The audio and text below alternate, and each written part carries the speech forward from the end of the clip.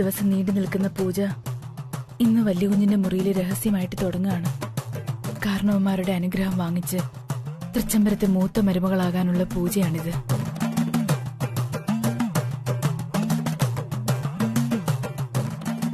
അമ്മേ, ഈ പൂജ ഞാൻ ചെയ്യുമ്പോ അത് മറ്റാരും അറിയാതെ എന്നെ രക്ഷിക്കണം. ഞാൻ 3 ദിവസത്തെ പൂജ ചെയ്ത് കഴിയുമ്പോ കാരണവന്മാരുടെ സ്ഫടികമാല ഒരു കാരണവശാലും കറുത്തു പോകാനിടയാവല്ലേ? സുധയോട് ഇവൾക്ക് ഇത്രയേറെ പ്രാർത്ഥിക്കാൻ എന്താ ഉള്ളത്?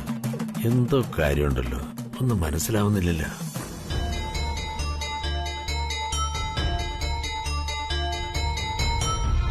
മൂന്ന് ദിവസവും ഞാൻ നടത്തുന്ന പൂജ ഇടയ്ക്ക് വെച്ച് തടസ്സം വന്ന് നിന്നു പോകാൻ ഇടവരുത്തരുത്. തൃച്ചംബരത്തെ കാരണവന്മാരുടെ അനുഗ്രഹവും ആശീർവാദവും എനിക്ക് വാങ്ങിത്തരണം അമ്മേ.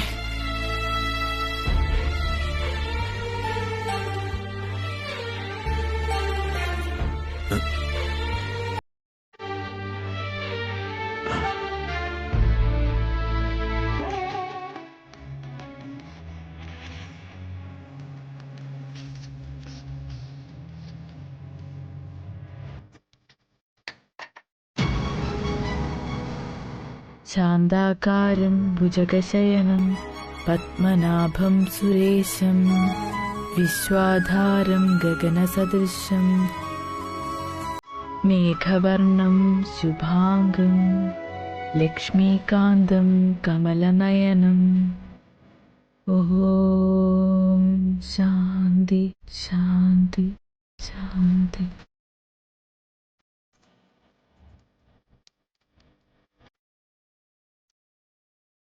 കല്യാണി, നീ ഇതൊക്കെ എങ്ങനെ കാണാപ്പാടം പഠിച്ചു? അത് കുട്ടിയായിരിക്കുമ്പോ നാട്ടിലെ അമ്പലത്തിൽ പോയി ഞാൻ ഇതൊക്കെ ചൊല്ലുമായിരുന്നു. അവിടുത്തെ ശാന്തിക്കാരൻ തിരുമേനി ചൊല്ലുന്നത് കേട്ട് പഠിച്ചതാ. ഓ, ഞാനത് മറന്നു. അമ്പലപ്രാവാണല്ലോ. ഈ പ്രാർത്ഥന കേട്ട തൃച്ചംബരത്തെ കാരണവന്മാരല്ല, കുടുംബത്തിലെ പരദേവതകൾ കൂടി ഇറങ്ങി വരും കല്യാണിയെ അനുഗ്രഹിക്കാൻ. സത്യം പറയാലോ കല്യാണി, നീ ഒരു സംഭവം തന്നെയാ. ചുമ്മാതല്ല ഈ അമ്പലച്ചെമ്പരത്തിയോട് എനിക്ക് കൂട്ടുകൂടാൻ തോന്നിയത്.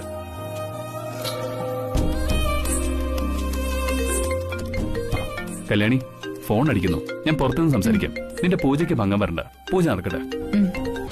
ഈശ്വര, അഖില വന്ന് കണ്ട ഞാൻ പ്രാർത്ഥിക്കല്ലെന്ന് മനസ്സിലാവും. അതോടെ ആകെ പ്രശ്നവും. അതുകൊണ്ട് പ്രാർത്ഥിക്കുന്ന പോലെ ഇരിക്കാം.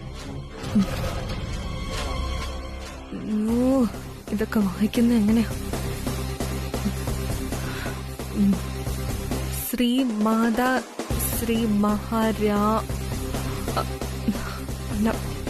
ശ്രീ മഹാരാജ്ഞി ശ്രീ മഹാസിംഹാസനേശ്വരി ചിദഗ്നികുണ്ഡ സംവ്രതദേവ കാര്യസമുദ്ര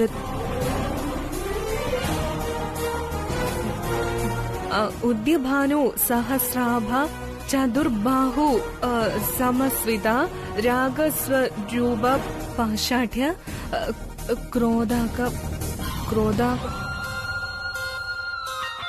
അഖിലാന്റി ഇത് നോക്കിക്കൊണ്ട് നിൽക്കുക. ഈ പൂജ ആത്മാർത്ഥമാണെന്ന് അവർക്ക് തോന്നണം. രാഗസ്വരൂപ ലളിതാ സഹസ്രനാമം ചൊല്ലുന്നത് കുട്ടികൾ പുസ്തകം വായിക്കുന്നത് പോലെ. ഇവൾക്ക് പ്രാർത്ഥനകൾ ചൊല്ലാനൊന്നും അറിയില്ലല്ലോ. ഈ അഖില എന്നെ തന്നെ നോക്കിക്കൊണ്ട് നിൽക്കുകയാണല്ലോ. നല്ലതുപോലെ പ്രാർത്ഥന ചൊല്ലിയില്ലെങ്കിൽ ആകെ പ്രശ്നമാകും.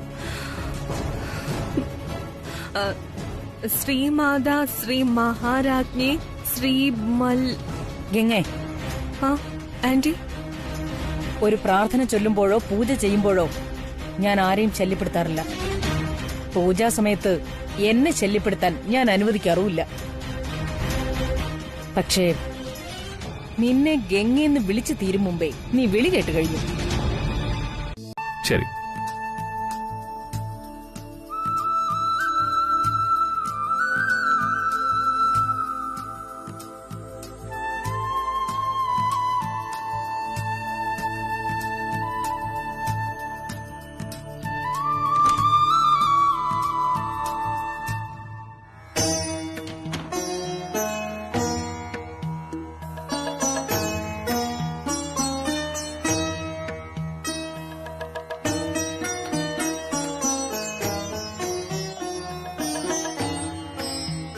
ഞാൻ ചിട്ടയോടെ പൂജിച്ച് പ്രാർത്ഥിച്ചോളാം വല്യുകുഞ്ഞെ.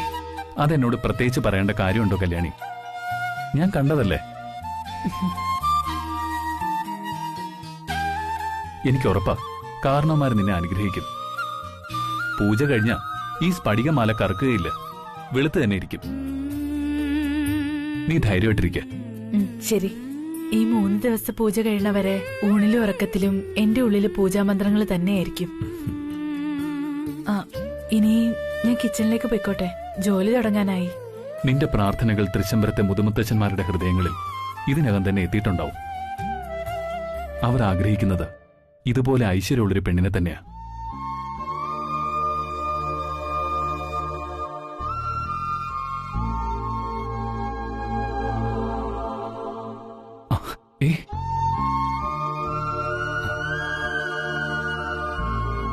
എന്താ കല്യാണി ഇത്? എന്തിനാ നീ കാലിൽ തൊട്ട് നമസ്കരിച്ചത്? വല്യുഞ്ഞു തന്നെ എന്റെ ദൈവം. അത് കഴിഞ്ഞേ ഉള്ളൂ എനിക്ക് മറ്റെന്തും.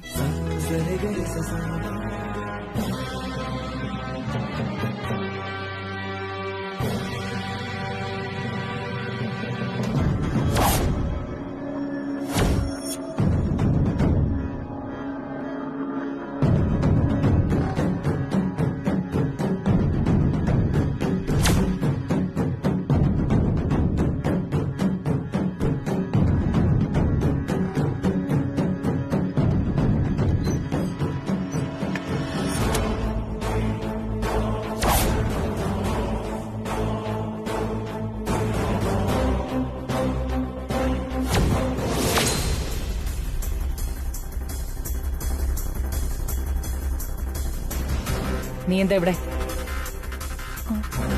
ചോദിച്ചത് കേട്ടില്ലേ? ഞാൻ ഈ റൂമൊന്ന് ക്ലീൻ ചെയ്യാൻ വന്നതാ. എന്നു മുതലാ ഇത് തുടങ്ങിയത്?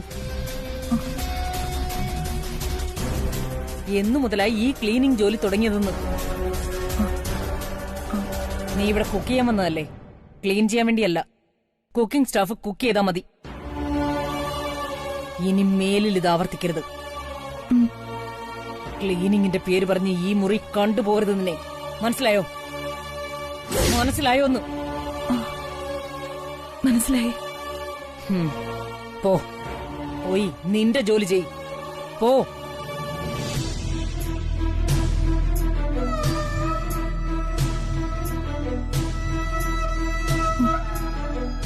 എന്റെ വിളപ്പുറത്തമ്മേ, ഈ പൂജ തീരുന്നതുവരെ അഖിലമ്മയുടെ എന്നെ ഈ റൂമിൽ വെച്ച് കാണാൻ ഇടയാക്കരുതേ.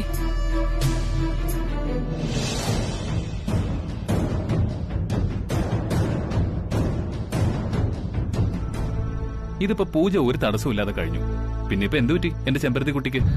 അത് ഞാൻ വല്ലുകുഞ്ഞിന്റെ മുറിയിന്ന് പൂജ പൂർത്തിയാക്കി ഇറങ്ങിയ ഉടൻ അഖിലമ്മയുടെ റൂമിലേക്ക് വന്നിരുന്നു. നീ പൂജ ചെയ്യുന്നത് അമ്മ കണ്ടോ? ഇല്ല, മാഡം ഒന്നും കണ്ടിട്ടൊന്നുമില്ല. അവിടെ ഞാൻ പൂജ ചെയ്യായിരുന്നെന്ന് മാഡത്തിന് മനസ്സിലായിട്ടില്ല. പിന്നെ എന്തു പറ്റി നിനക്ക്? മാഡം റൂമിലേക്ക് കയറി വന്നത് കണ്ടപ്പോ ഞാൻ പെട്ടെന്ന് റൂം ക്ലീൻ ചെയ്യുന്നത് പോലെ അഭിനയിച്ചു. അത് കണ്ടിട്ട് മാഡം ക്ലീനിങ് ഒന്നും എന്റെ ജോലിയല്ലെന്നും ഞാൻ എന്റെ ജോലി മാത്രം ചെയ്താൽ മതിയെന്ന് പറഞ്ഞ് റൂമിൽ നിന്ന് പുറത്താക്കി. അതിനാണോ ഇത്രയും ടെൻഷൻ അടിക്കുന്നത്? അതൊന്നുമല്ല. ഞാൻ വല്ലുകുഞ്ഞിന്റെ റൂമിൽ കയറുന്നത് പോലും മാഡത്തിന് അംഗീകരിക്കാൻ കഴിയുന്നില്ല. അങ്ങനെയുള്ളപ്പോ മാഡം എന്നെ എങ്ങനെയാ മരുമകളായിട്ട് അംഗീകരിക്കണേ?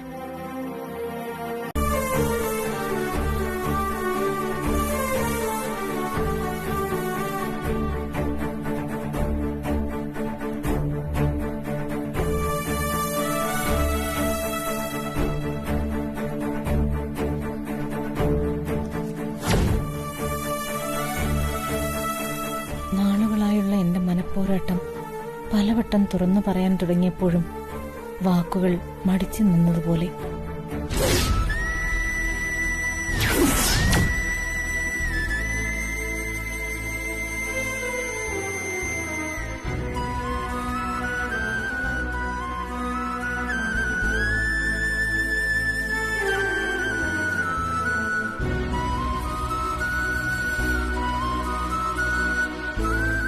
കൃഷ്ണേട്ടന്റെ മനസ്സിലെന്തോ സങ്കടമുണ്ടല്ലോ.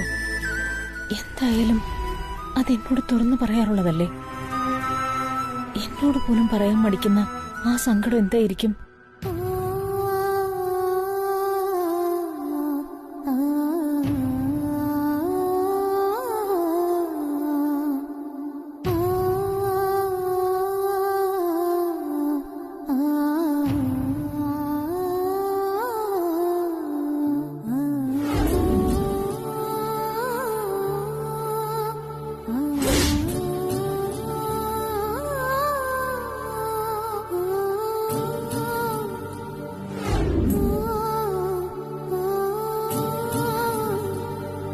ആ അതെ അതെ.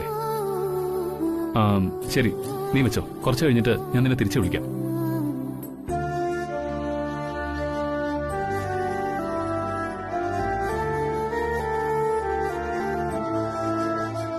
അമ്മേ, എന്തുപറ്റി അമ്മേ? രാവിലെ ഇവിടെ വന്നിങ്ങനെ ഒറ്റയ്ക്ക് നിൽക്കുന്നു.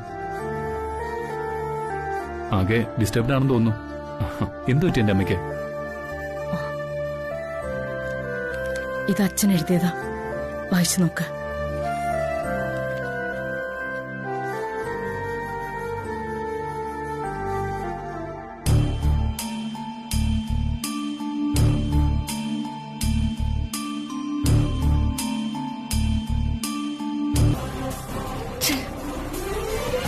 ഇതെന്തൊരു ശിക്ഷ!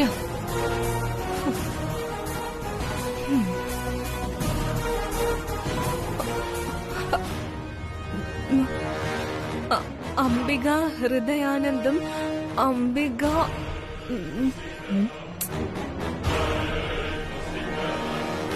ഗംഗേ, ആന്റി ആയിരുന്നോ? വളരെ ഭംഗിയായിട്ടുണ്ട് നിന്റെ പ്രാർത്ഥന. ഇപ്പൊ അഖിലാന്റി വന്നിട്ട് പോയതേ ഉള്ളൂ. ഞാൻ ഭയന്നു പോയി. നീ ഇത്ര വൃത്തികെട്ട രീതിയിലാണ് പ്രാർത്ഥിക്കുന്നതെന്ന് അഖിലേച്ചി മനസ്സിലാക്കിയ പിന്നെ ദേ സംഗതി കൈവിട്ടു പോവും. ദേ ഗംഗേ, പ്രാർത്ഥനകളൊക്കെ നിനക്ക് അറിയില്ലെങ്കിൽ അത് പോട്ടെ. ഈ പുസ്തകത്തിലെങ്കിലും നോക്കി നിനക്കത് ഭംഗിയായി ചൊല്ലിക്കൂടെ? ആ, ഇതൊന്നുമില്ലെങ്കിൽ പോട്ടെ, സിനിമാ പാട്ട് പാടിക്കൂടെ? സിനിമാ ഗാനങ്ങളിൽ എത്രയോ നല്ല ഭക്തിഗാനങ്ങളുണ്ട്. ആന്റി, എനിക്ക് ഭക്തി ഒന്നും പറ്റില്ല. അതിന് സിനിമ പാട്ടാണെങ്കിലും ഇതുപോലുള്ള കവിതയാണെങ്കിലും ശരി. രാവിലെ വന്നുള്ള ഈ കുത്തിരിപ്പുണ്ടല്ലോ, അതെനിക്ക് മടുത്തു. ദേ, ഇത് 3 ദിവസത്തെ പൂജയാ. ഇതിപ്പോ 2 ദിവസേ ആയിട്ടുള്ളൂ. ഇനി 1 ദിവസം കൂടി ബാക്കിയുണ്ട്, അത് നീ ഓർക്കണം. സൂര്യൻ ഉദിക്കും മുമ്പ് കുളിച്ച് ഈറനോടെ വന്ന് പൂജ ആരംഭിക്കണമെന്നാ നിയമം. നീ ഇങ്ങനെ മനസ്സില്ലാ മനസ്സോടെ പൂജ ചെയ്താ പിന്നെ കാരണവന്മാർ എങ്ങനെയാ തൃപ്തിപ്പെടുന്നത്? ദേ, പൂർവികരുടെ അനുഗ്രഹം കിട്ടാതെ നീ എങ്ങനെ തൃച്ചംബരത്തെ മരുമകളാകും? ഇതിനെ കുറിച്ചൊക്കെ നീ എന്തെങ്കിലും ആലോചിക്കുന്നുണ്ടോ? ആന്റി, ഈ സ്ഫടികമാല ഉണ്ടല്ലോ, അതിന് എത്ര നാള് കഴിഞ്ഞാലും ഇനി അത് കുപ്പയിൽ കിടന്നാലും കറുത്തു പോവില്ല. അതറിയോ? പിന്നെ ഞാൻ സൂര്യൻ ഉദിക്കുന്നതിന് മുമ്പ് കുളിച്ചില്ല എന്ന് വെച്ചോ, അതോ പൂജയിൽ ശ്രദ്ധിച്ചില്ല എന്ന് വെച്ചോ, ഭക്തിഗാനം പാടിയില്ല എന്ന് വെച്ചോ, ഈ സ്ഫടികമാലയൊന്നും കറുത്തു പോവില്ല. ഇതൊക്കെ വെറും തട്ടിപ്പാണ്.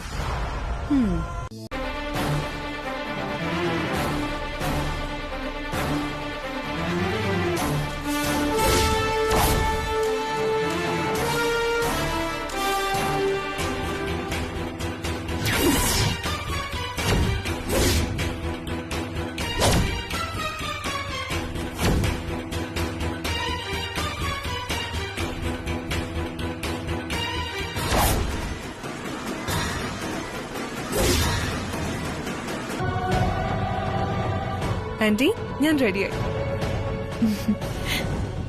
സൂപ്പർ ആയിട്ടുണ്ട് ഗംഗ, നിനക്ക് നന്നായി ചേരുന്നുണ്ട്. ഒരു റോയൽ ലുക്ക്. ഗംഗയുടെ പൂജ ഫലിച്ചെന്നും ആ സ്ഫടികമാല വെളുത്തിരിക്കുന്നെന്നും വരുന്നതിൽ എനിക്ക് സംശയമുണ്ടച്ചാ. ഇതിന്റെ പിന്നിൽ ആ ഇളയമേയും ഗംഗയാവാൻ തന്നെയാണ് സാധ്യത. നീ പറഞ്ഞത് ശരിയാണ്. അതിനേ വകയുള്ളൂ. കല്യാണി പൂജ ചെയ്തെന്നും ആ മാലയാണ് അവർ മാറ്റിയെന്നും അതൊരിക്കലും അഖിലയുടെ മുന്നിൽ പറയാൻ പറ്റില്ലല്ലോ. കല്യാണി, നീ എന്താ ആലോചിക്കുന്നത്? ഒന്നുമില്ല. വിളപ്പുറത്തമ്മ എന്നെ പരീക്ഷിക്കുക. പൂർവികരുടെ അനുഗ്രഹം വാങ്ങിത്തന്നു. പക്ഷേ അതനുഭവിക്കാനുള്ള യോഗം തന്നില്ല. ഭാഗ്യവും നിർഭാഗ്യവും ഒരേ നിമിഷം അനുഭവിക്കേണ്ട അവസ്ഥ. പൂവിട്ട് നോക്കിയപ്പോഴും നെയ്വിളക്ക് തെളിയിച്ചപ്പോഴും ദുർനിമിത്തങ്ങളായിരുന്നു ഫലം. വിഷമിക്കാതെ കല്യാണി. ഇപ്പോ ഗംഗയും വിലാസിനെയും ചേർന്ന് അഖിലെ കള്ളം പറഞ്ഞ് വിശ്വസിപ്പിച്ചിട്ടുണ്ടാകും. പക്ഷെ ആ കബളിപ്പിക്കലിന് അധികം ആയുസ്സുണ്ടാവില്ല. ഞാൻ ഇപ്പൊ തന്നെ ഈ സത്യം അഖിലെ അറിയിക്കാൻ പോവുകയാണ്.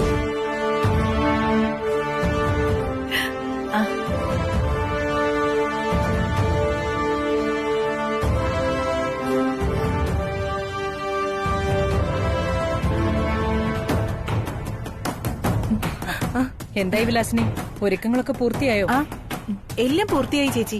ഇനി ആ പൂജാരിയും കൂടി എത്തിയാ മതി. അതെന്താ തിരുമേനി വരാൻ താമസം? ആ അത് വിലാസിനി, നീ ആ തിരുമേനി ഒന്ന് ഫോണിൽ വിളിക്കേ. ആ ചേച്ചി, പൂജാരി ഇപ്പൊ വരും, ഇപ്പൊ എത്തും. ഞാൻ ഫോൺ ചെയ്തിട്ട് നിക്ക.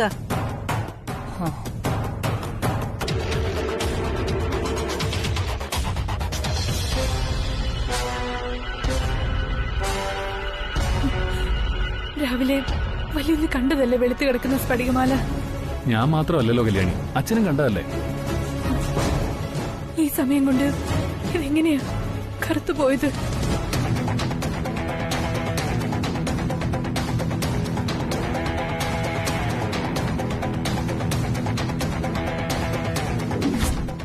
നന്ദന,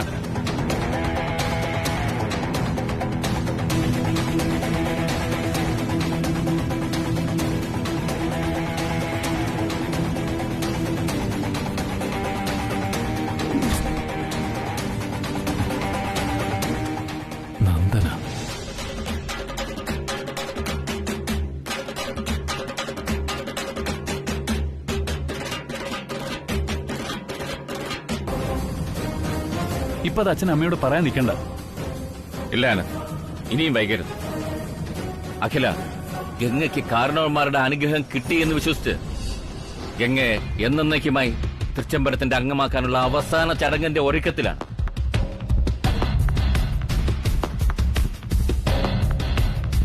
അത് തടഞ്ഞില്ലെങ്കിൽ ഇന്നു മുതൽ ഗംഗ ഈ കുടുംബത്തിന്റെ അംഗമായി മാറും. അതിനുശേഷം എന്റെ പിറന്നാളിന് നിങ്ങളുടെ കാര്യം ഞാൻ അഖിലോട് പറഞ്ഞിട്ട് ഒരു കാര്യമില്ല. അച്ഛൻ പറഞ്ഞതെല്ലാം ശരിയാണ്. പക്ഷേ ഈ കാര്യം ഇപ്പൊ അമ്മയോട് പറഞ്ഞാ അമ്മ എങ്ങനെ പ്രതികരിക്കുമെന്ന് അറിയാൻ പറ്റില്ല. നിശ്ചയമായും അവൾ കോപിക്കും. പക്ഷേ ഈ സത്യം അഖിൽ അറിഞ്ഞില്ലെങ്കിൽ ഗംഗ ഇന്നു മുതൽ ഈ തൃച്ചംബരത്തിന്റെ അംഗമാകും. അത് കഴിഞ്ഞാൽ പിന്നെ ഒന്നും ചെയ്യാൻ പറ്റില്ല. അതുകൊണ്ട് ആ ചടങ്ങ് തടഞ്ഞേ പറ്റും. ഞാനത് അഖിലോട് പറയാൻ പോവുകയാണ്. അച്ഛൻ വേണ്ട, നിങ്ങൾ എന്നെ തടയരുത്. വല്യൂഞ്ഞെ, ആ കല്യാണി എത്തിയോ? വല്യൂഞ്ഞ് ഇന്നലെ രാത്രി ഉറങ്ങിയ ലക്ഷണമില്ലല്ലോ. എങ്ങനെ ഉറക്കം വരാനാ കല്യാണി? 3 ദിവസത്തെ പൂജ കഴിഞ്ഞ് തൃച്ചംബരത്തെ പൂർവികർ ഈ കുടുംബത്തിലെ ഒരു അംഗമായി നിന്നെ അംഗീകരിച്ചിട്ടുണ്ടോന്നറിയാതെ എങ്ങനെ ഉറക്കം വരാനാ? എനിക്കും അങ്ങനെ തന്നെയാ. ഞാനും ഉറങ്ങിയിട്ടില്ല. വെറുതെ കണ്ണുമിഴിച്ച് കിടക്കുകയായിരുന്നു. രാവിലെ വരുമ്പോ സ്ഫടികമാല കറുത്തു പോവില്ലേന്ന് ഒരേ ഒരു പ്രാർത്ഥനയുണ്ടായിരുന്നുള്ളൂ. ആ, നീ വന്നിട്ട് നമുക്ക് ഒരുമിച്ച് സ്ഫടികമാല നോക്കാന്ന് കരുതിയിട്ടാ ഞാൻ കാത്തിരുന്നത്. വാ നോക്കാം.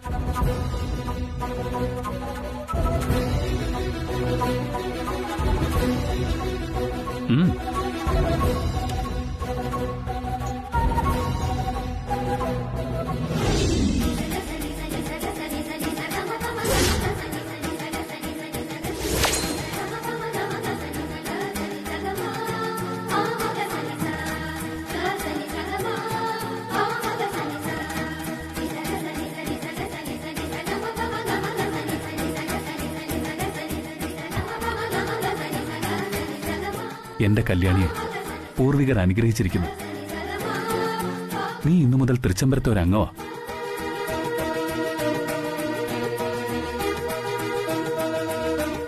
എനിക്ക് വളരെ സന്തോഷമായി കല്യാണി.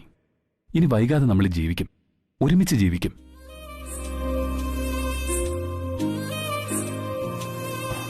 ആ, പൂർവികർ നിന്നെ അനുഗ്രഹിച്ച വിവരം അച്ഛനോട് പറയണം.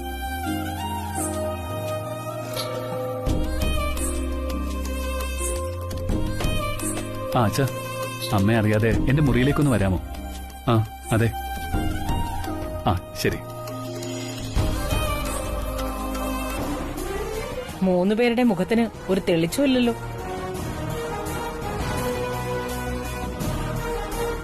ഗംഗ 3 ദിവസം പൂജ ചെയ്ത് ഉടവാളിൽ ചാർത്തിയിരിക്കുന്ന സ്ഫടികമാല കറുത്തിട്ടുണ്ടോ എന്ന് ഈ മുഖങ്ങൾ നോക്കി വായിച്ചെടുക്കാം എനിക്ക്.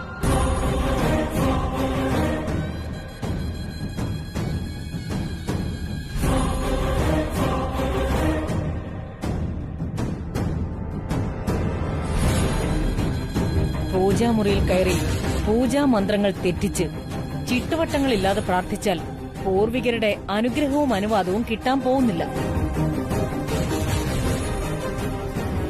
അവരുടെ അനുഗ്രഹവും ആശീർവാദവും ഒക്കെ കിട്ടുന്നത് ഒരു ചെറിയ കാര്യമല്ല.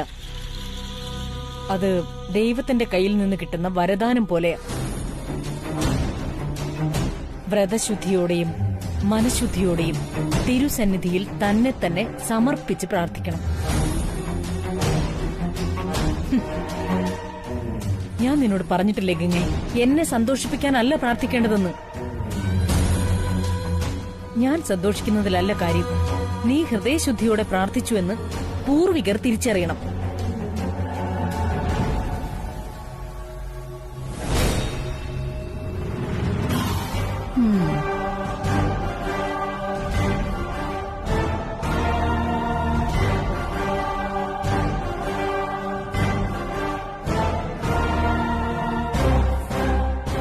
ഞാൻ ആ സ്ഫടികമാലയൊന്ന് കാണട്ടെ.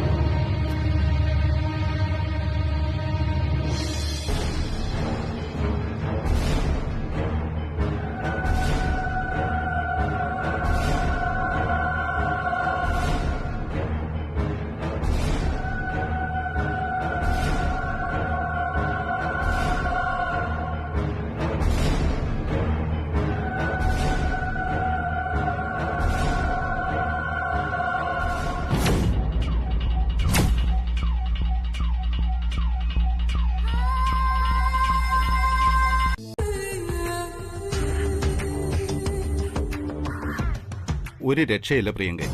ഗംഗയെ ഫോണിൽ വിളിച്ചിട്ട് കിട്ടുന്നേയില്ല. നീ ആ തൃച്ചംബരത്തെ ചാവേറുണ്ടല്ലോ, വിലാസിനി മാഡം, നീ അവരെ ഒന്ന് വിളിച്ചു നോക്ക്. വേണ്ട ശ്രീനേട്ടാ, ആരെയും വിളിക്കണ്ട.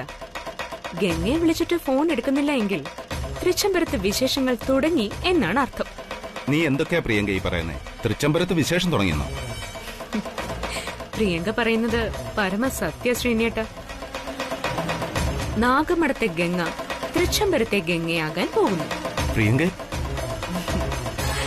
അതെ ശ്രീനേട്ട, തൃച്ചംബരത്തെ അംഗത്വമെടുത്ത് അവിടുത്തെ ഒരാളായി വാഴാനല്ല, തൃച്ചംബരത്തിന്റെ നാഡീ ഞരമ്പുകളിൽ ഉഗ്രവിഷം പടർത്തി തളർത്താൻ. പതിയിരിക്കാൻ പറ്റിയ സ്ഥലം പതിച്ചു കിട്ടിയ അവസ്ഥയാ അവൾക്ക്. അപ്രതീക്ഷിത സമയത്ത് സർപ്പദംശനം പ്രതീക്ഷിക്കാം ഇനി തൃച്ചംബരത്തുകാർക്ക്. പ്രിയങ്ക, നീ പറയുന്നത് എനിക്ക് അങ്ങോട്ട് മനസ്സിലാവുന്നില്ല. മനസ്സിലാക്കാൻ ഒന്നുമില്ല ശ്രീനേട്ട. ആചാരപ്രകാരം 3 നാൾ വ്രതമെടുത്ത് തൃച്ചംബരത്തെ കാരണവന്മാരുടെ അനുഗ്രഹവും അനുവാദവും വാങ്ങി തൃച്ചംബരത്തെ അംഗമാക്കി മാറ്റുന്ന ചടങ്ങ് നടക്കാൻ പോവുക അവിടെ. ദേ സത്യം. ഗംഗയാ? എടുക്ക്, സന്തോഷ വാർത്തയല്ലേ. ഹലോ ഗംഗേ.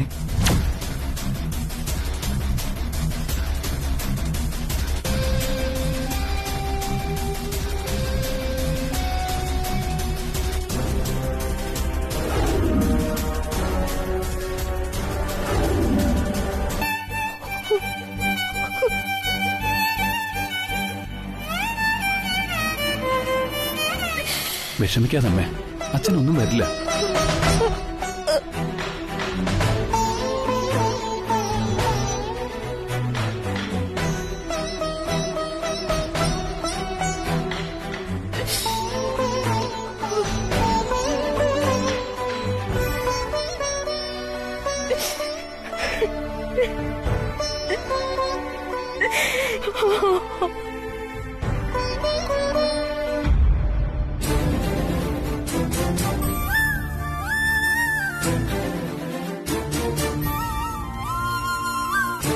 ECG വേരിയേഷൻ ഉണ്ടോ ഡോക്ടർ? ഐസി എവിടെ? അതുവഴി.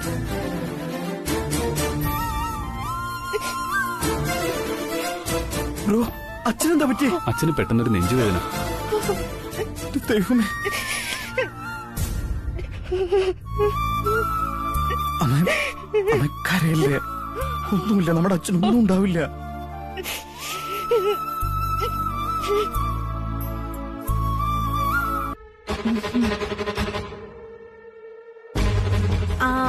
അത് ഈ തൃച്ചംബരത്തെ എല്ലാവരുടെയും പ്രാർത്ഥനയുണ്ട് ശിവരാമേട്ടന്.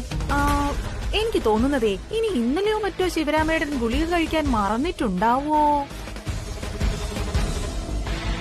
ഗുളികയൊക്കെ കഴിച്ചു തന്നെയാ. കൃഷ്ണേട്ടന് ഗുളിക എടുത്തു കൊടുത്ത ഞാനായിരുന്നു.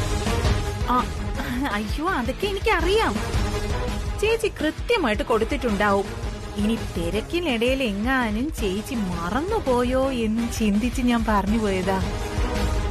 അല്ലെങ്കിലും വീട്ടിലൊരു നല്ല കാര്യം നടക്കാൻ പോകുന്നതിനിടയിൽ ഇങ്ങനെയൊക്കെ തൽക്കാലത്തേക്ക് ഒരു തടസ്സം ഉണ്ടായെന്ന് വിചാരിച്ചാ മതി. ശിവരാമേട്ടൻ ഉടൻ തന്നെ ഒരു കുഴപ്പമില്ലാതെ തിരിച്ചു വരും.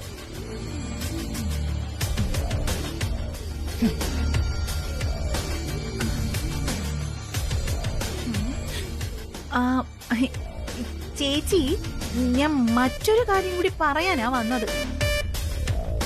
എന്തൊക്കെയായാലും ഗംഗയുടെ പൂജയിൽ കാരണവന്മാര് തൃപ്തിപ്പെട്ടു. അവക്ക് മൂത്ത മരുമകളാകാനുള്ള അംഗീകാരവും കൊടുത്തു. കാരണവന്മാരുടെ അംഗീകാരം കിട്ടിയാ പിന്നെ അധികം വൈകാതെ ചടങ്ങ് നടത്തണമെന്നാണല്ലോ നിയമം. അത് തെറ്റിക്കാതെ നമുക്ക് ആ ചടങ്ങ് നടത്തിക്കൂടെ ചേച്ചി? നിനക്കിപ്പോ അതാണോ പ്രധാനം? അയ്യോ, എനിക്കല്ല, നമുക്ക്. അതും പ്രധാനമാണല്ലോ.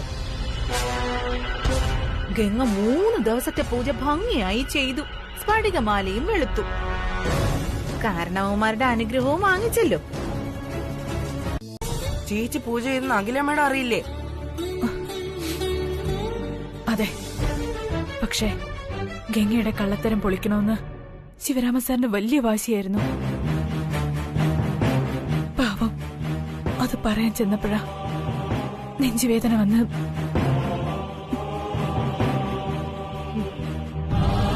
സാറിനിപ്പോ എങ്ങനെ ഉണ്ടാവുമെന്തോ ഒന്നും അറിയാൻ പറ്റുന്നില്ല. അത് ഓർക്കുമ്പോ മനസ്സിനെന്തോ ഒരു വല്ലായിക പോലെ. സാറ് നല്ല മനുഷ്യനാ, ഒന്നും വരില്ല.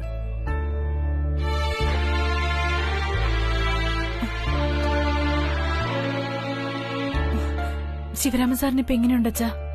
കുഴപ്പമൊന്നുമില്ലല്ലോ? അച്ഛനൊന്നും അറിഞ്ഞില്ലേ? കുഴപ്പമൊന്നുമില്ല, ഭയപ്പെടാൻ തക്ക കാരണങ്ങളൊന്നുമില്ലെന്നാ ഡോക്ടർ പറഞ്ഞേ. ഗംഗാമേഡത്തിന് തൃച്ചംബരത്തെ അംഗമാക്കാനുള്ള ചടങ്ങ് തുടങ്ങാൻ നേരത്താ ശിവരാമകൃഷ്ണ സാറിന് ഇങ്ങനൊരു നെഞ്ചുവേദന വന്നേ. മനസ്സിനാകെ ഒരു വിഷമം. ഗംഗാ മേഡത്തിന്റെ പൂജ ശരിയല്ലായിരിക്കും, അതാ ചടങ്ങ് നടക്കാതെ വന്നേ. എടാ, ചെറിയ വായാലും വലിയ വർത്താനം പറഞ്ഞാലുണ്ടല്ലോ, ഉണ്ടായിരുന്നോണം അവിടെ. ഗംഗാ മേഡത്തിന്റെ പൂജ ശരിയല്ലായിരുന്നെങ്കിൽ മേഡത്തിന് പൂർവികരുടെ അനുഗ്രഹം കിട്ടുമായിരുന്നു. പൂജയ്ക്ക് വെച്ച സ്ഫടികമാല കറുത്തുപോകും. നിന്റെ ചേച്ചിയും മനസ്സിൽ മോഹം കെട്ടിപ്പൊക്കി ഏതാണ്ടൊക്കെ ചെയ്തു. അതൊന്നും എനിക്ക് അറിയില്ല എന്നാ നിന്റെ ചേച്ചിയുടെ ധാരണ. എന്നെ ഒരു വിഡ്ഢിയാക്കിക്കൊണ്ടിരിക്കുകയാണല്ലോ എന്റെ പൊന്നുമോള്. എന്തൊക്കെയാ അച്ഛനീ പറയണേ? ഞാൻ എന്ത് ചെയ്തു? എന്ത് ചെയ്തു? ഞാൻ നിന്റെ അച്ഛനാ. നീ ഒന്ന് ചലിച്ചാ ഞാൻ അറിയും. 2-3 ദിവസങ്ങളായി നീ അറിയാതെ ഞാനത് ശ്രദ്ധിക്കായിരുന്നു. ഒരാളെ ചിലപ്പോഴൊക്കെ പറ്റിക്കാൻ പറ്റിയെന്ന് വരും, പക്ഷെ എല്ലാ കാലത്തും അതിന് സാധിച്ചു എന്ന് വരില്ല. ശിവരാമന് ഒറിജിനലായിട്ട് നെഞ്ചുവേദന വന്നതാവില്ല. ഇത് അയാൾ കളിച്ച ഡ്രാമയാകാനേ വഴിയുള്ളൂ. എന്താ പ്രിയങ്കെ ഇപ്പൊ അങ്ങനെ ഒരു സംശയം? അങ്ങനെ കള്ളം കാണിച്ചതാണെന്ന് എനിക്ക് തോന്നുന്നില്ല. ഹാർട്ടിന് പ്രോബ്ലം ഉള്ള മനുഷ്യനാ. നെഞ്ചുവേദന സത്യം തന്നെയാ. അങ്ങനെ അന്ധമായിട്ട് അയാളെ വിശ്വസിക്കാൻ വരട്ടെ ആന്റി.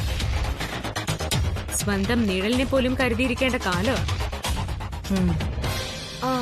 അതിരിക്കട്ടെ, ഈ ശിവരാമകൃഷ്ണന്റെ ആരോഗ്യനില ഇപ്പോ എങ്ങനെയുണ്ട്? ഏയ് സീരിയസ് ഒന്നുമല്ല, വെറുതെ ഹോസ്പിറ്റലിൽ റെസ്റ്റ് എടുക്കാം. അതാ ഇപ്പൊ വിഷയം. അയാള് സീരിയസ് ആയിട്ട് കിടന്നാല് ഇനി എന്തൊക്കെ സംഭവിച്ചാലും നമുക്കതൊരു പ്രശ്നമല്ല. അയാള് പൂർണ്ണ ആരോഗ്യവാനായിട്ട് ഇരിക്കുന്നു. അതാ ഇപ്പോഴത്തെ പ്രശ്നം. അതെ ആന്റി, ശിവരാമന്റെ നാവ് തളർന്നിട്ടില്ല. അഖിലയോട് ചോദിക്കാനിരിക്കുന്ന പിറന്നാൾ സമ്മാനം അയാൾ ആശുപത്രി കിടക്കയിൽ വെച്ചും ചോദിച്ചെന്ന് വരും. അതിനെ ഭയക്കണം. ഭയന്നേ പറ്റൂ. അതെ, അത് തന്നെ.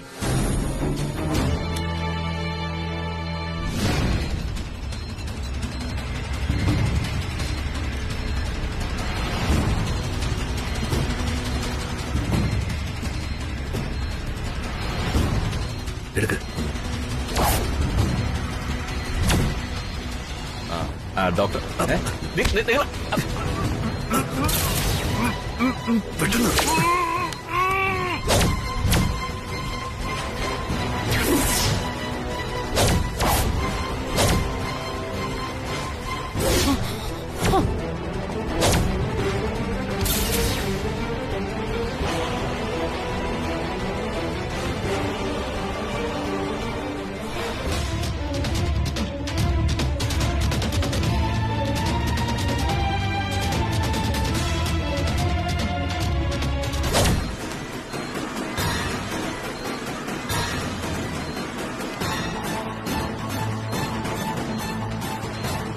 അയ്യോ ദൈവമേ,